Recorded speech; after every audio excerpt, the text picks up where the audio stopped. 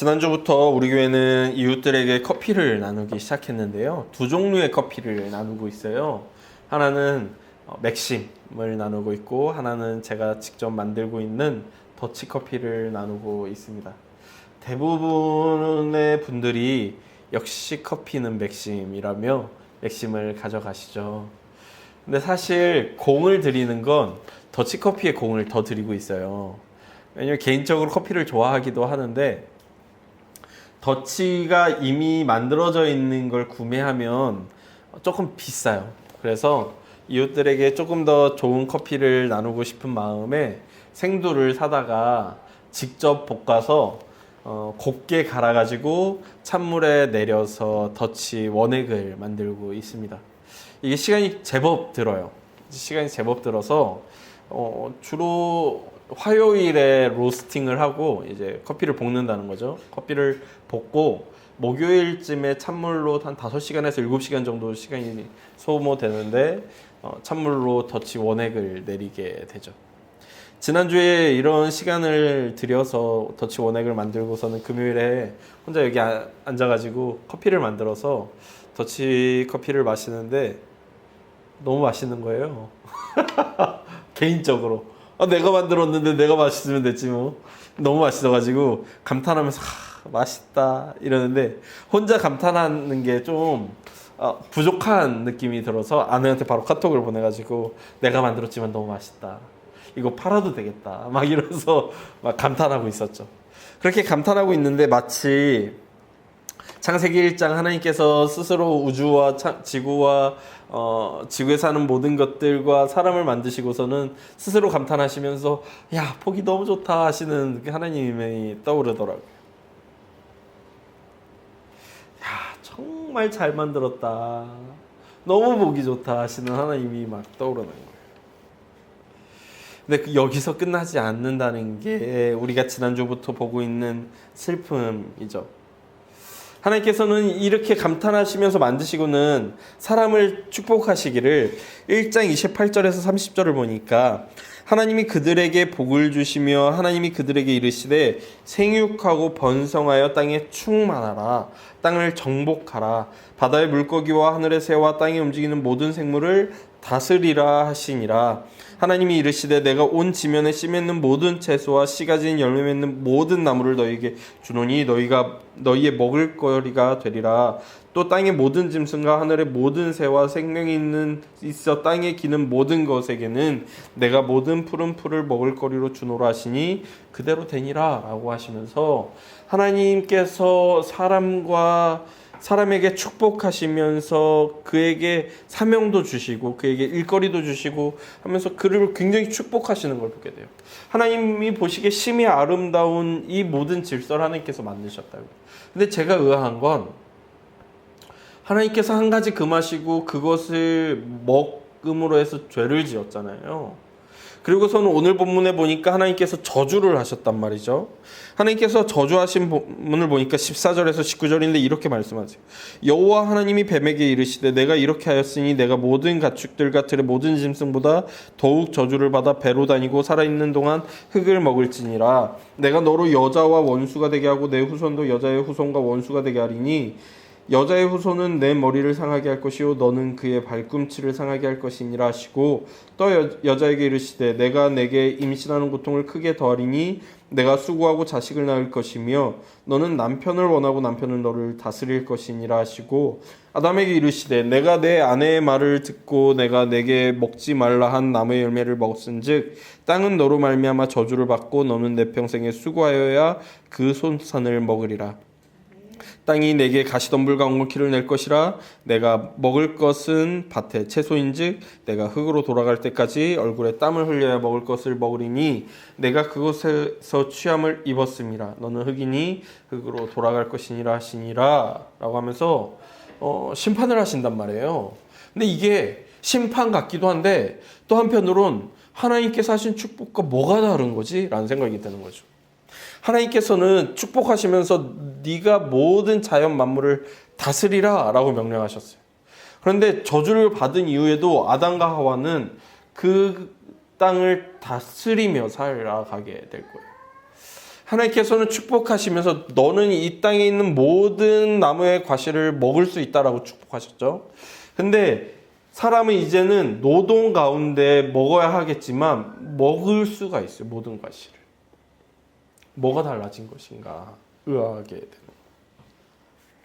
하나님 없이, 단지 하나님 없이 사람들은 결혼하고 아이를 갖고 기르고 번성할 수 있죠. 하나님이 없지만 여전히 땅은 다스릴 수 있어요. 하나님이 없지만 먹을 것을 재배할 수 있죠. 하나님이 없지만 재배한 것을 먹을 수 있어요. 뱀이 말했고 사람이 원했듯이 하나님만 없어졌을 뿐이지 그 이전과 달라진 것이 없어 보인다는 게 제가 갖게 된 의문인 거예요. 그런데 우리의 삶을 바라봐도 여전히 그런 의문이 있잖아요. 우리 주변을 보세요. 하나님을 믿는 사람과 믿지 않는 사람들은 섞여 살아가면서 함께 살아가고 있죠. 그 가운데 하나님을 믿는 사람이든 믿지 않는 사람이든 어떤 성취를 이뤄가면서 살아가고 있어요. 하나님을 안 믿는다고 해서 부자가 될 수 없느냐? 그렇지 않죠. 하나님 안 믿어도 참 많은 부자들이 있어요. 하나님을 믿지 않는다고 해서 외모가 엉망진창이냐? 그렇지도 않아요. 하나님 안 믿는 사람 중에서도 얼마나 이쁘고 잘생긴 사람들이 많냐고. 하나님 믿지 않는다고 해서 건강하지 않느냐? 그렇지도 않아요. 하나님 믿지 않더라도 건강한 사람들이 얼마나 많냐고요. 개인적인 삶에서만 그런가요? 아니에요. 나라 같은 경우에도 그래요. 하나님 믿지 않는 나라는 다 가난하냐? 그렇지도 않아요. 하나님 안 믿지만 부강한 나라들이 얼마나 많냐고요.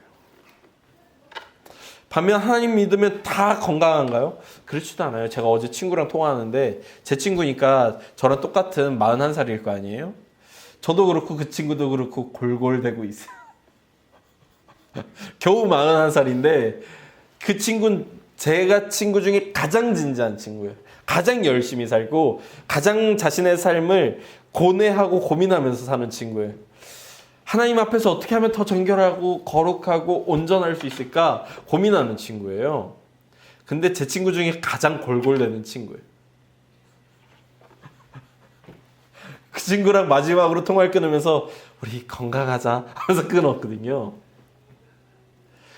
그 친구의 가정도 하나님을 믿고 우리 가정도 하나님을 믿는데 둘 다 통화 중에 부모님 건강을 걱정하고 있더라고요. 저희가 벌써 부모님 건강을 걱정해야 되는 나이가 되었어요.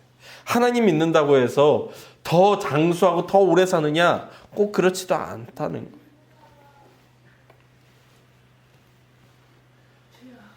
이상하더라고요. 개인적 삶만의 문제가 아니에요. 국회에서 우리가 그리스도인이 3분의 1이라고 자랑하잖아요. 그럼 그 말은 3분의 1은 그리스도인이 아니라는 거잖아요. 하나님을 믿는다고 해서 다 권력을 갖고 있는 것도 아니에요. 하나님을 믿지 않는 더 많은 권력의 자리에 오르는 사람들이 있죠. 오히려 신앙이 좋고 믿음이 깊은 사람들은 고통 가운데 있는 것 같고, 하나님을 믿지 않는 사람들은 부자로 사회적 지위도 높고 시쳇말로 세상에서 잘 나가면서 살아가는 것 같아 보이기도 하더라고요. 우리가 지난주부터 후원하기 시작한 전도사님 가정만 봐도 하나님, 왜 하나님을 믿는데 이렇게까지 극한의 상황에 처해야 합니까? 라고 질문하게 되죠. 개인의 삶과 나라의 어려움 등을 바라보며 하나님 왜 세상이 이렇게 불합리합니까? 당신이 온 땅의 주인이라고 고백하는데, 당신이 만왕의 왕이라고 고백하는데, 예수님께서는 참새 한 마리도 하나님의 뜻이 아니면 잡힐 수 없다라고 말씀하셨는데 왜 하나님을 믿는 사람은 이렇게 때로는 어렵고, 오히려 하나님을 안 믿고 스스로의 욕망에 더욱 정직한 채 욕망을 따라 성취하고자 살아가는 사람들이 더 잘 나가는 것 같고 더 성취하는 것 같고 더 이루는 것 같은 것입니까? 묻게 되죠. 그런데요, 우리만 이런 질문한 게 아니더라고요. 구약의 선지자들 역시도요 동일한 질문을 했어요. 나라가 망해가는 걸 보면서 하나님 왜 우리가 망해야 합니까? 그것도 왜 하나님을 믿지 않는 저 이방 나라들을 통해서 망해야 합니까? 질문하고 있어요. 왜 우리가 수치를 당합니까? 선조들이 경험했다는 하나님은 도대체 어디 계신 겁니까? 애굽을 징벌하고 가나안을 정벌한 하나님은 도대체 어디 있는 겁니까? 끊임없이 질문하는 질문들이 구약의 선지자들의 선지서들에 얼마나 많이 담겨 있냐고요. 왜 이스라엘보다 더 악한 나라가 이스라엘보다 부강한 것입니까? 왜 강성한 것입니까? 이게 어떻게 가능한 것입니까? 질문하죠. 구약의 선지자들도 하나님 없는 이웃 나라들의 성취를 보면서 의아해했어요. 우리나라에 일제 핍박받을 때 고통받는 수많은 이웃들을 보면서 한 그리스도인 시인이 팔복이라는 시를 썼어요. 이 시는 이렇게 노래합니다. 슬퍼하는 자는 복이 있나니, 슬퍼하는 자는 복이 있나니, 슬퍼하는 자는 복이 있나니, 슬퍼하는 자는 복이 있나니, 슬퍼하는 자는 복이 있나니, 슬퍼하는 자는 복이 있나니, 슬퍼하는 자는 복이 있나니, 슬퍼하는 자는 복이 있나니, 저희가 영원히 슬플 것이요. 이 시 윤동주 시인이 쓴 시예요. 윤동주 시인이 1939년 9월부터 1년 2개월간 절필했거든요. 하루에도 몇 편씩 시를 쓰던 이분이 이 1년 2개월 동안 절필했었어요. 나라가 너무 어려운 거예요. 내 이웃들이 너무 고통 가운데 있는 거예요. 일제가 나라의 주권도 빼앗고 나라의 말도 빼앗았는데 창씨개명까지 선포해버린 거예요. 너무 고통스러워서 절필했다가 이후에 쓴 시가 이 팔복이에요. 근데 이 팔복에는요, 제가 읽어드리지 않았던 윤동주 시인이 친히 쓴 그 시에는요, 제가 읽어드리지 않았던 두 구절이 더 들어있어요. 슬퍼하는 자는 복이 있나니라고 8번 반복해서 읊조린 후에요, 저희가 슬플 것이요, 저희가 위로를 받을 것이요 라고 썼다가 여기에 쭉쭉 줄을 그어버려요. 도저히 자신이 신앙인이지만 아무리 봐도 희망이 보이지 않고 위로가 보이지 않는 거예요. 그러니까 줄을 그어버리고서는 이렇게 노래하는 거죠. 저희가 영원히 슬플 것이요. 감당할 수 없는 슬픔이 하나님 앞에서도 위로받지 못하죠. 슬픔이 하나님 앞에서도 답을 찾지 못하는 거예요. 영원히 슬픔 가운데 헤매이고 있는 윤동주 시인의 그 슬픔이 이 시에 가득히 보이죠. 예레미야 선지자 역시도 마찬가지였어요. 나라가 망하는 것을 바라보면서 이 예레미야 선지자가 애가를 쓰죠. 이 애가에는요, 정말 얼마나 고통이 가득한지, 예레미야 선지자의 눈엔 눈물이 가득하고 마음에 애통이 얼마나 가득한지가 예레미야 애가에 너무 가득히 드러나죠. 심지어 이 예레미야 애가는요, 하나님 말씀은 전혀 나오지 않아요. 하나님 음성은 전혀 들리지 않죠. 그리고 5장 22절은 마지막 구절인데 이렇게 끝나요. 예레미야 애가 5장 22절은 주께서 우리를 아주 버리셨사오며 우리에게 진노하심이 참으로 크시니이다. 예레미야는 이렇게 끝나요. 하나님이 우리를 정말 버리셨다. 우리를 향한 하나님의 분노와 노가 너무 크다. 아담과 하와 이후로요, 하나님 없는 성취와 하나님 있는 상실은 성경에서, 역사에서, 그리고 우리 주변에서 항상 우리 눈에 보이죠. 우리 눈앞에 항상 있어요.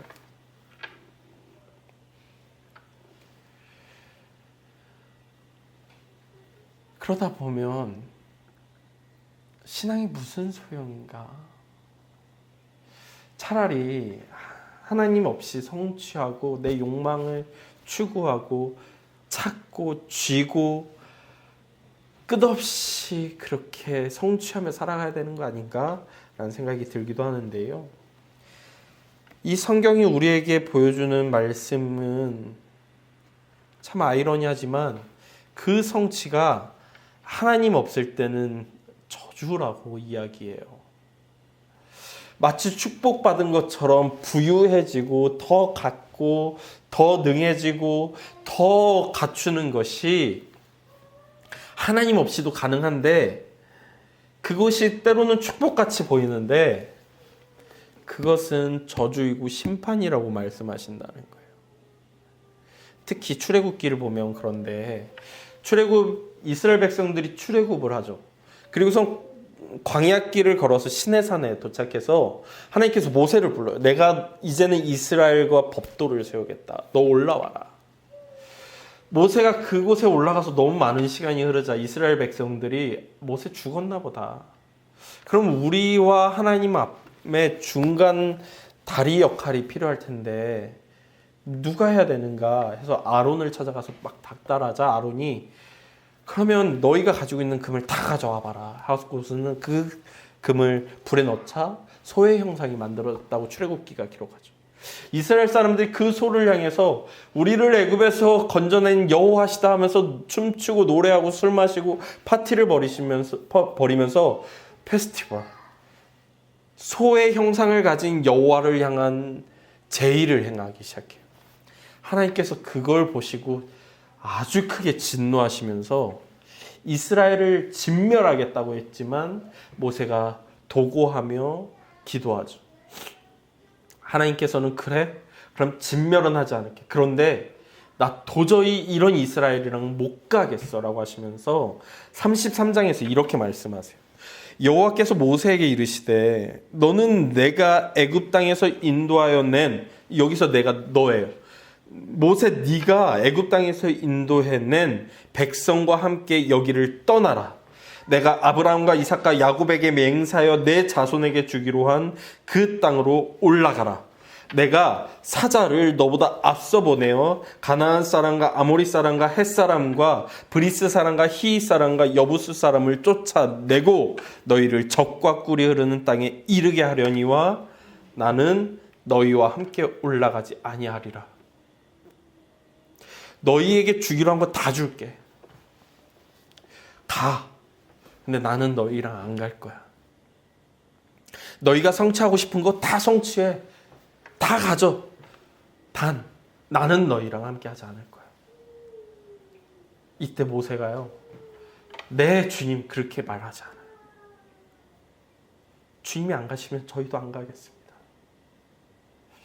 당신이 안 가시면, 당신이 우리와 함께 하지 않으면 우리도 안 가겠습니다. 성취 안 하겠습니다. 가나안 땅 안 가겠습니다. 하나님 없는 성취는 모세가 보기엔 죽음이랑 다르지 않은 거예요.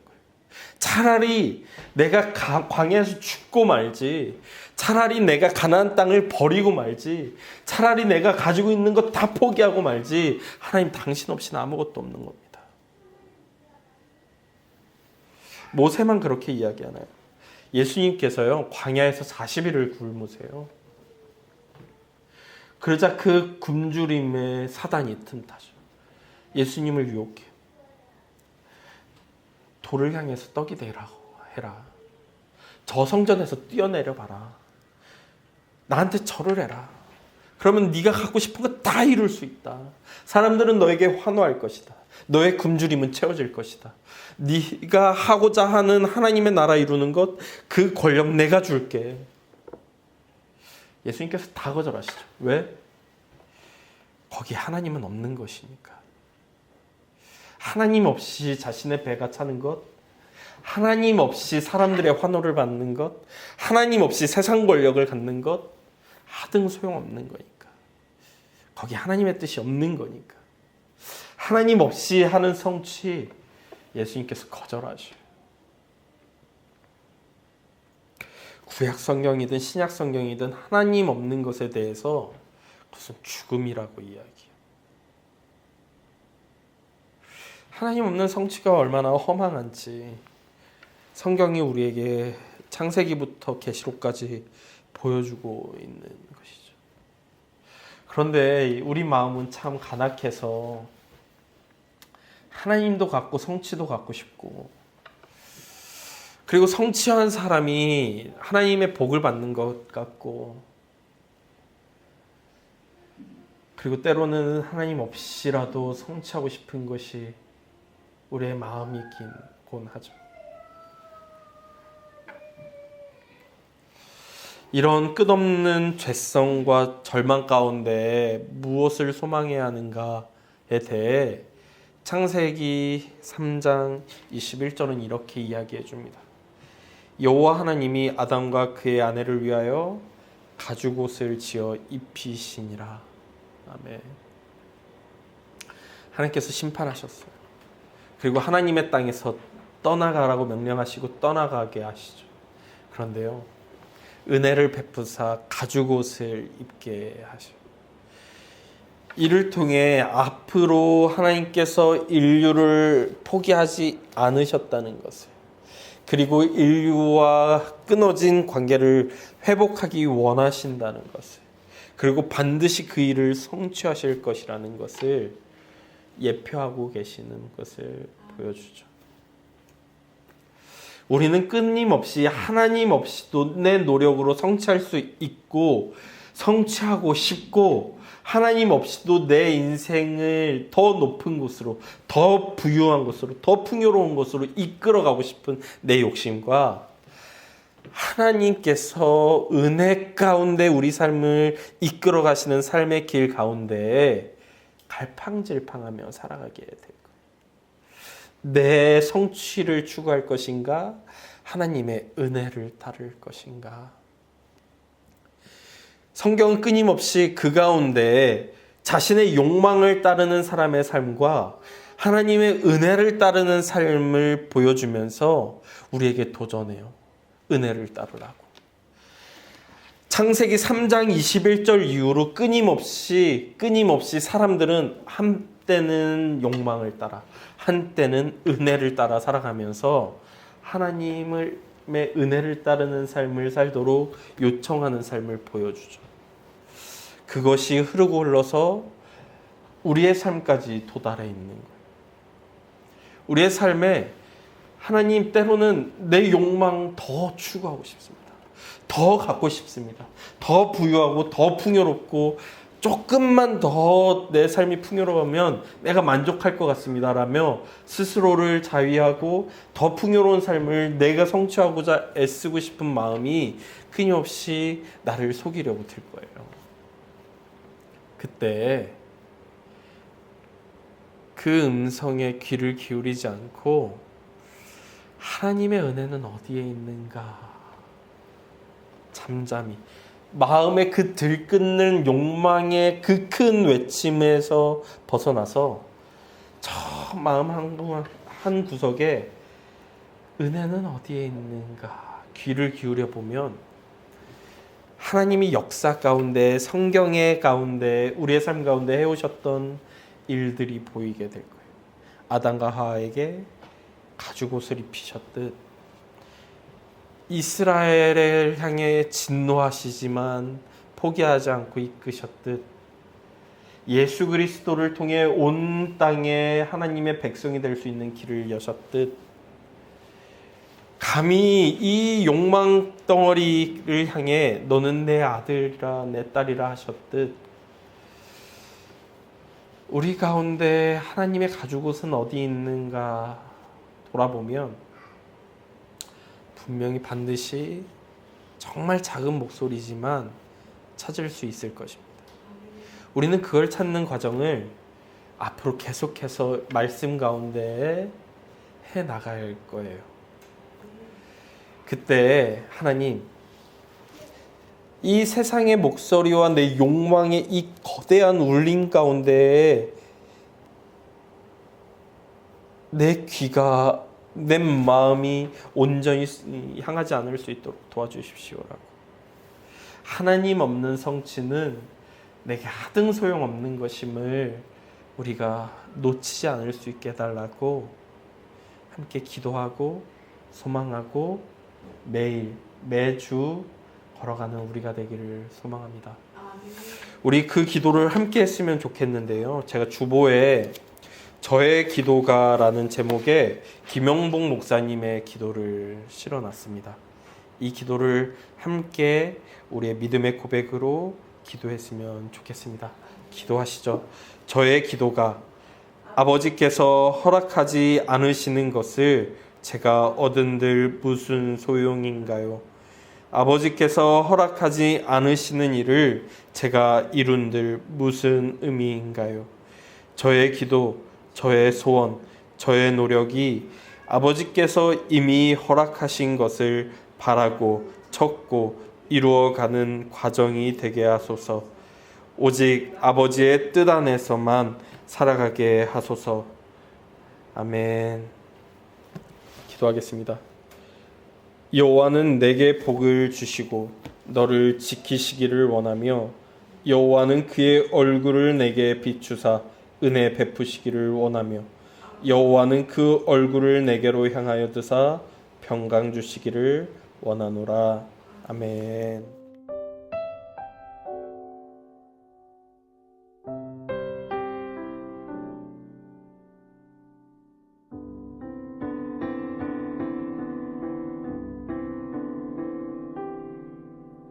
샬롬 샬롬 샬롬 샬롬 샬롬 샬롬 내니 두려워 말아라 나의 아들 나의 딸아 안심하라 샬롬 샬롬 샬롬 샬롬 샬롬 샬롬 나의 평안을 주노라 세상과는 다른 평안 두려워 마라 샬롬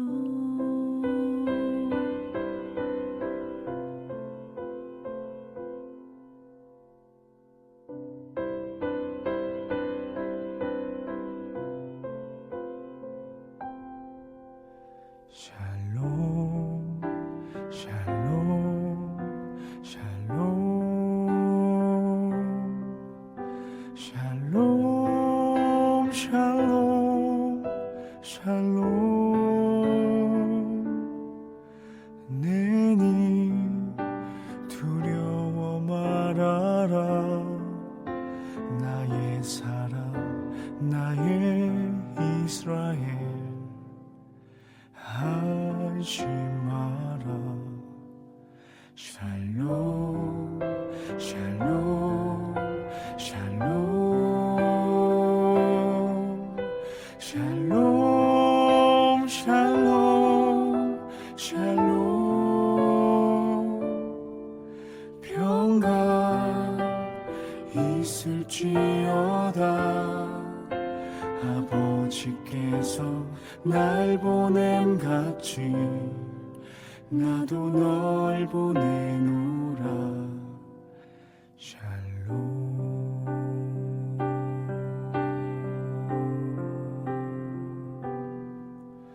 샬롬